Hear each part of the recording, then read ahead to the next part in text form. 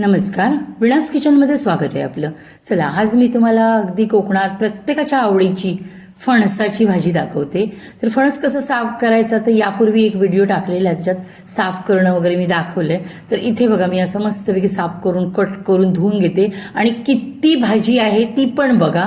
कोकणात कशी भाजी खाल्ली जाते, जेवतात तसं आमच्याकडे भाजी खाल्ली जाते. म्हणजे जेवण आम्ही बनवतच नाही ज्या दिवशी फणसाची भाजी असते त्या दिवशी. पण ज्या दिवशी तुम्ही ना असे आदल्या दिवशी वगैरे फणस काढून आणाल ना, तर तुम्हाला एक इथे मी बघा टिप देते. आदल्या दिवशी जर तुम्ही फणस वगैरे काढलेला असेल तो गोड किंवा कडू होतो.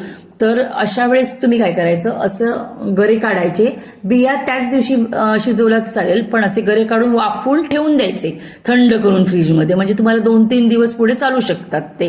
म्हणजे थोडी थोडी भाजी तुम्ही बनवू शकता. इथे बघा, आपण आता फोडणीमध्ये मोहरी टाकली, हिंग टाकला, कांदा टाकलाय.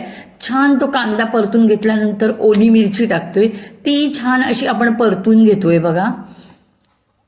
असं व्यवस्थित फोडणी परतून घ्यायची. तुम्ही माझ्या चॅनलवर नवीन असाल, माझ्या चॅनलला लाईक, शेअर, सबस्क्राईब करायला विसरू नका. इन्स्टा FB वर असाल तर त्या पेजला फॉलो करायला विसरू नका. तर इथे बघा, मी थोडीशी हळद टाकली आहे आणि छान असं परतून घेतलंय. थोडंसं मीठ पण टाकलंय आपण. आणि ना फणसाच्या बिया टाकल्यात, त्या परतल्यानंतर थोडं गरम पाणी टाकूया आणि एक उकळी काढून घेऊया. कारण बिया शिजायला थोडा वेळ लागतो. आणि बिया आणि ह्याचे जे गरे आहेत ते आपण टाकले ना, तर भाजी जरा जास्त शिजते प्रमाणापेक्षा बिया शिजेपर्यंत. त्याच्यामुळे थोडं बियांना शिजवून घ्यायचं 60-70%. म्हणजे मग गऱ्यांबरोबर ते व्यवस्थित शिजले जातात. आता थोड्या बिया शिजवून घेतल्यात. मी अशीच नेहमी भाजी करते. आणि त्यानंतर आत्ता बघा, हे आपण गरे टाकतोय जे कट करून घेतलेत ते असे.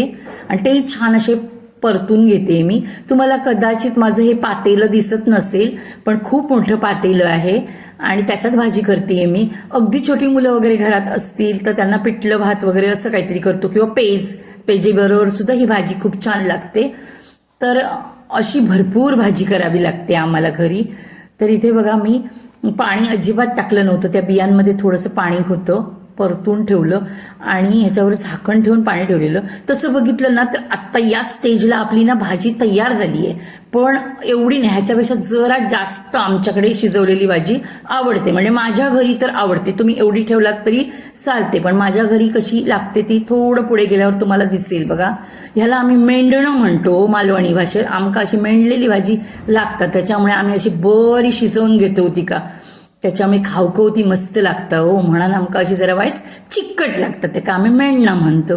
तर अशी मस्तपैकी भाजी आपली तयार इथे झाली आहे. वरून मी ना खोबरं आणि कोथिंबीर टाकते आणि छान परतून घेते. आणि असं मला वाटते की तुम्ही पण या, तुम्हाला पण एक एक प्लेट देते. आणि आम्ही ना अशी गरम गरम भाजी खातो, थंड अजिबात चालत नाही. म्हणजे मी त्याच वेळेस जेवणाच्या वेळेसच फोडणीला देते. म्हणजे मग प्रत्येकजण भाजी तयार झाली की प्लेट घेऊन बसतो आमच्या घरी. आणि ही गरम गरम भाजी खायची काय लागते, एक नंबर.